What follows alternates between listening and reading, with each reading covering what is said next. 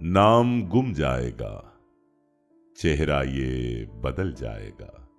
मेरी आवाज ही पहचान है, गर याद रहे। आज बात होगी हिंदुस्तान की सबसे मशहूर आवाज, विनर ऑफ भारत रत्न लता मंगेशकर की, जिन्हें हम प्यार से लता दीदी कहते हैं। लता मंगेशकर का जन्म 28 सितंबर 1929 को हुआ।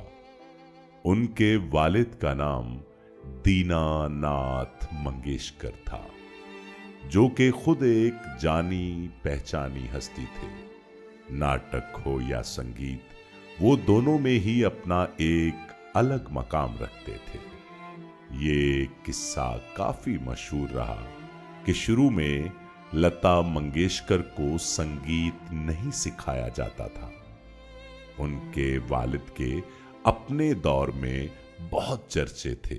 लोग दूर दूर से अपने बच्चों को संगीत की तरबियत के लिए उनके पास भेजते थे। एक मर्तबा हुआ कुछ यूं कि उनका एक शागिर्द गलत तरीके से राग गा रहा था।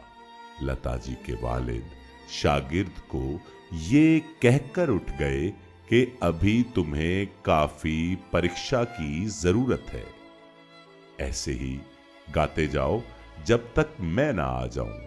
शागिर्द ने ऐसा ही किया, मगर वो ठीक तरह गा नहीं पा रहा था।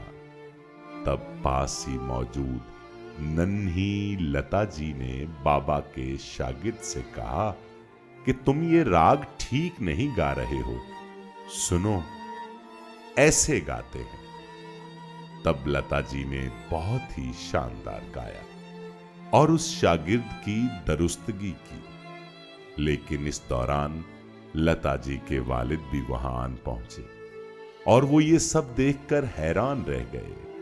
तब उन्होंने लता जी की माता से कहा, मैं तो बाहर के बच्चों को सिखा रहा हूं, मुझे तो ख्याल ही नहीं था कि हमारे घर में भी इतना अच्छा गायक मौजूद है।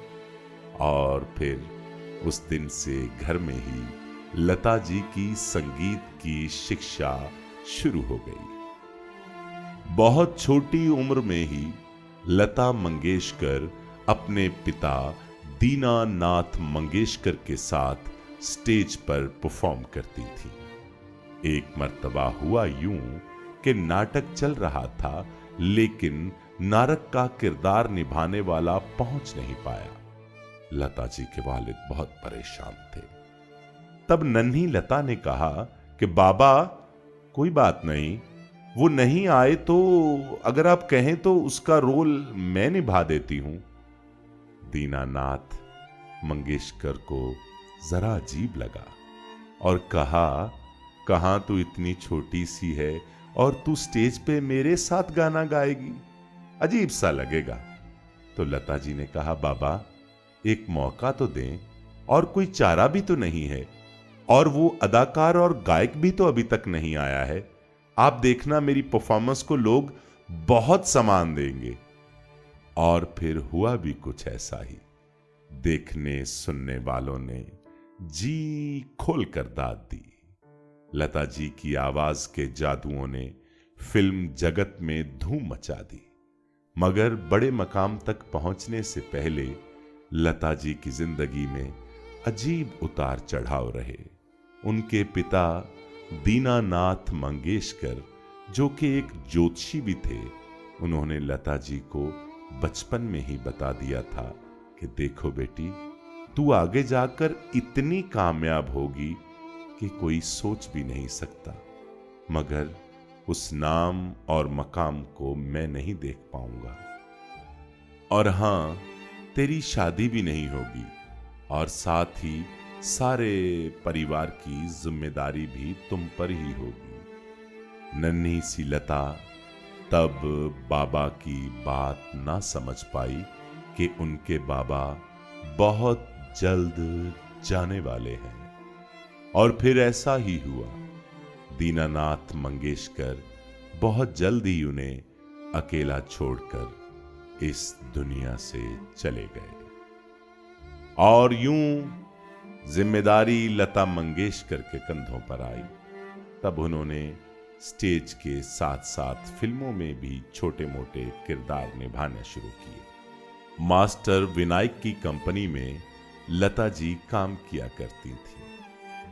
वही मास्टर विनायक जिनकी बेटी नंदना आगे जाकर बहुत बड़ी अदाकारा बनी। लता मंगेशकर को यह किसी सूरत पसंद नहीं था कि वो अदाकारा बने, और एक मर्तबा तो शूटिंग से घर लौटते ही वो फूट फूट कर रोने लगी। वो ये जानती थी कि छोटे भाई बहनों और फैमिली की जिम्मेदारी उन पर है, इसलिए एक्टिंग तो करनी पड़ेगी।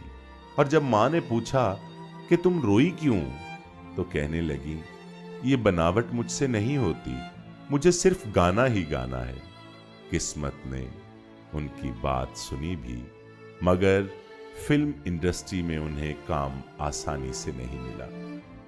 मुंबईया फिल्म इंडस्ट्री में उनकी आवाज को सुनकर कहा गया था कि आवाज इतनी पतली है कि ये प्लेबैक सिंगिंग के लिए नहीं बनी। तब उनके गुरु और गॉडफादर मास्टर गुलाम हैदर ने ये बात साबित करने का बीड़ा उठा लिया कि लता जैसी आवाज किसी और के पास नहीं है।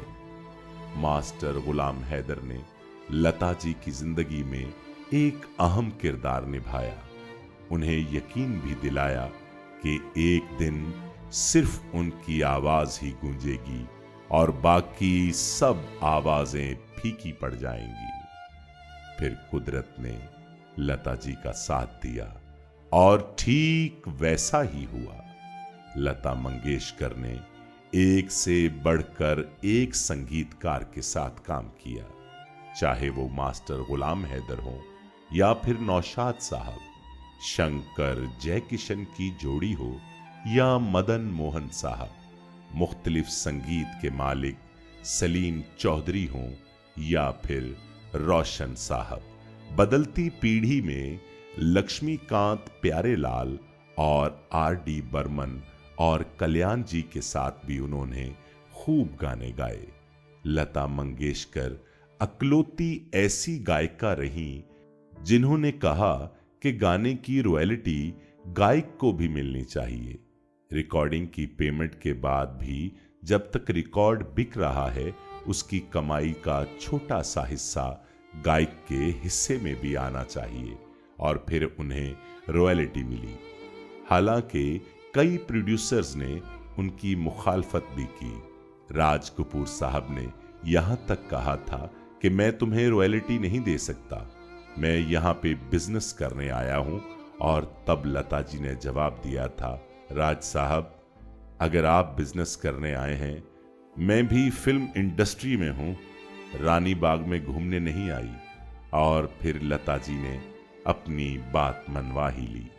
ये बात बहुत कम लोग जानते हैं कि लता मंगेशकर बतौर संगीतकार भी काम कर चुकी हैं। जी हां, उनके ऊपर खासा दबाव था कि लता मंगेशकर को भी म्यूजिक डायरेक्टर बनना चाहिए, पर लता जी म्यूजिक डायरेक्टर नहीं बनना चाहती थी।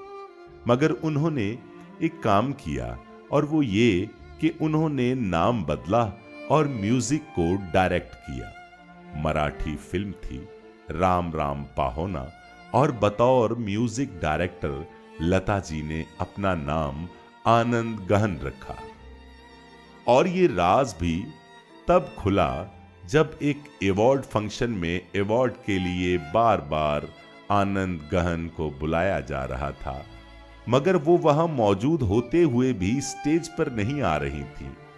वो ये जाहिर नहीं करना चाहती थी कि वही लता हैं और वही आनंद गहन भी। बिलाखिर लता जी को स्टेज पर जाना ही पड़ा, और ये राज तब दुनिया के सामने खुल ही गया।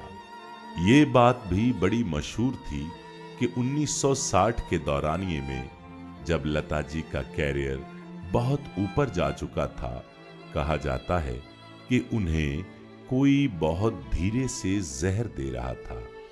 पता तब चला जब उनकी तबीयत एक रोज शदीद खराब हुई, डॉक्टर ने उन्हें मरते मरते बचाया। तब डॉक्टर ने कहा कि ऐसा लगता है कि कोई बहुत आहिस्ता आहिस्ता उन्हें जहर दे रहा था। तहकीक की तो पता चला कि उनका एक बावर्ची उन्हें रोज धीमा जहर दिया करता था। बात खुलते ही वो बावर्ची भाग गया। अवार्ड्स के मामले में लता मंगेशकर ने सभी रिकॉर्ड तोड़ डाले। उन्हें पद्म भूषण और भारत का सबसे बड़ा सिविल अवार्ड भारत रत्न से भी नवाजा गया। फिल्म फेयर अवार्ड्स की बात आई तो लता जी ने फैसला किया कि अब नए गायकों को मौका मिलना चाहिए, और फिर उसके बाद एक वक्त पर उन्होंने अवार्ड्स शो में जाना बंद कर दिया। लता जी फोटोग्राफी की बहुत दिलदादा थीं। ये बात सच साबित हुई कि लता मंगेशकर की शादी नहीं हुई। हर दौर में हर संगीतकार के साथ उनकी ट्यून खूब जमी, चाहे वो दादा बर्मन हो या फिर उनके बेटे आर.डी. बर्मन, या फिर बदलते वक्त के साथ जतन नल्लत या फिर A.R. रहमान।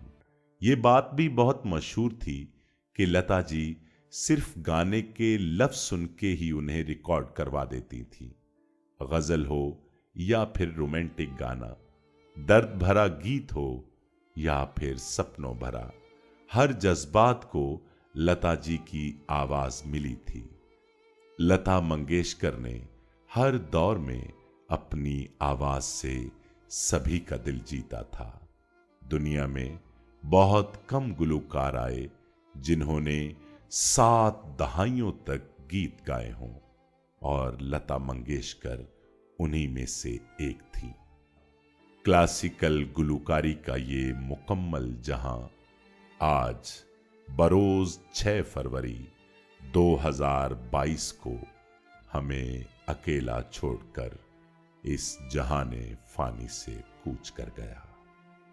उनके जाने से आवाज की दुनिया में ऐसा खला पैदा हुआ जिससे दुनिया सदियों खत्म ना कर पाएगी। उनके मद्दाह उन्हें सदियों याद रखेंगे। नाम गुम जाएगा, चेहरा ये बदल जाएगा, मेरी आवाज ही पहचान है, घर याद रहेगा।